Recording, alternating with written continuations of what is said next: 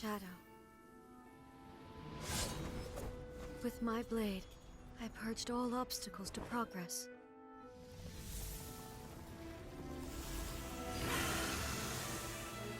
And yet, something was lost with each step forward. In the end, I even lost her. The tales are still retold in the shade of every Thunder Sakura.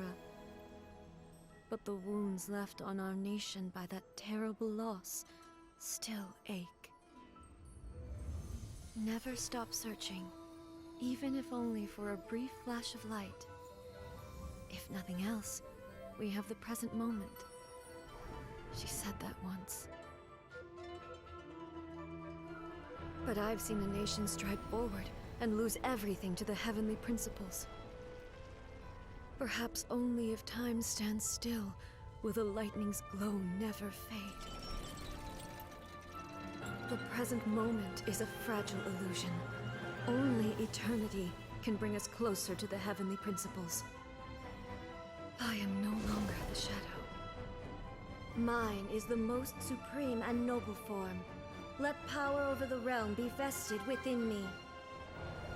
In this form shall I honor my subjects' dream, for a land of eternity, unchanging forevermore. The heavenly principles. Irrelevant nonsense as far as I'm concerned.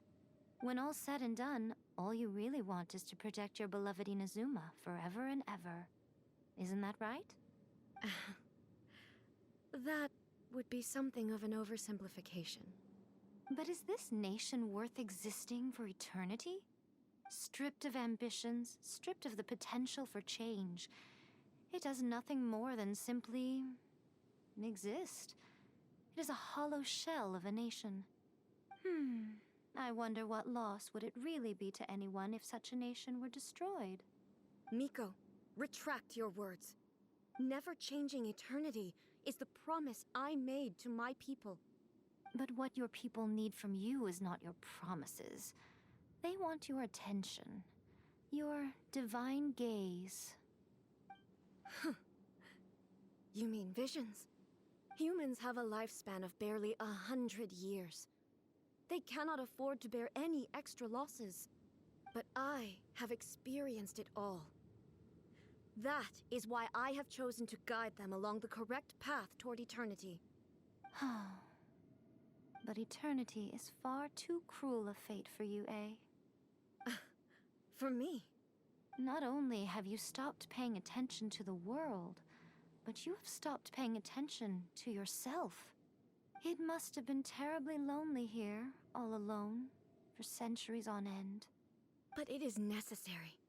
You will miss much by refusing progress.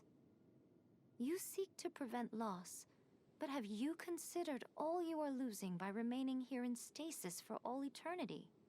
You are obviously lonely, and yet for the sake of eternity you choose to stretch your loneliness out to infinity.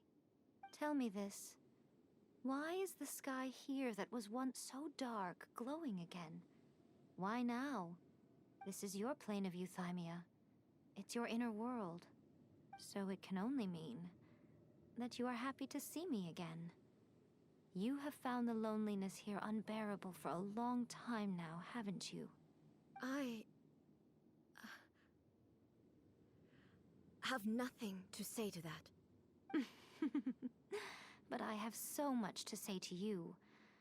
Let me tell you all that has happened over the last few centuries.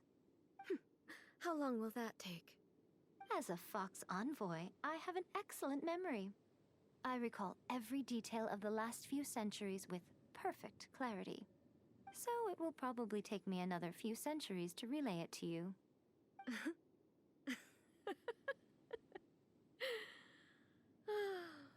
Miko, I never thought I would have the chance to meet with you like this again.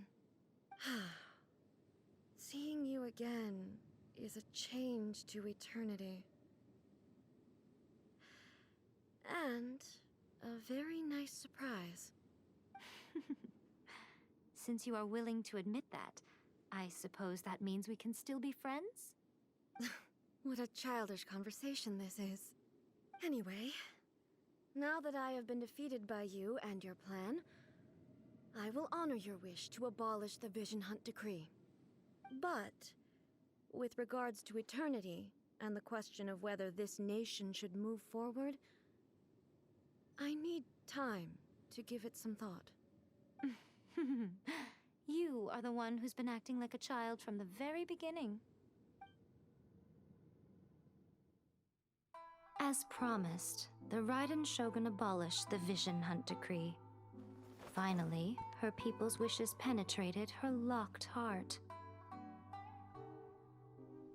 Beyond the plane of euthymia, she saw what eternity means in the eyes of the world. When one's fervent ambition burns brightly, the gods will cast their gaze upon you.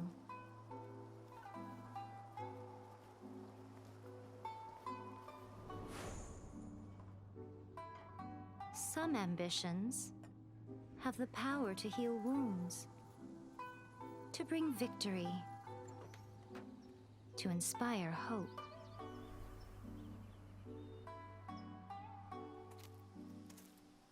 But some ambitions outlive their masters long after the soul ascends. They remain as they were in the beginning.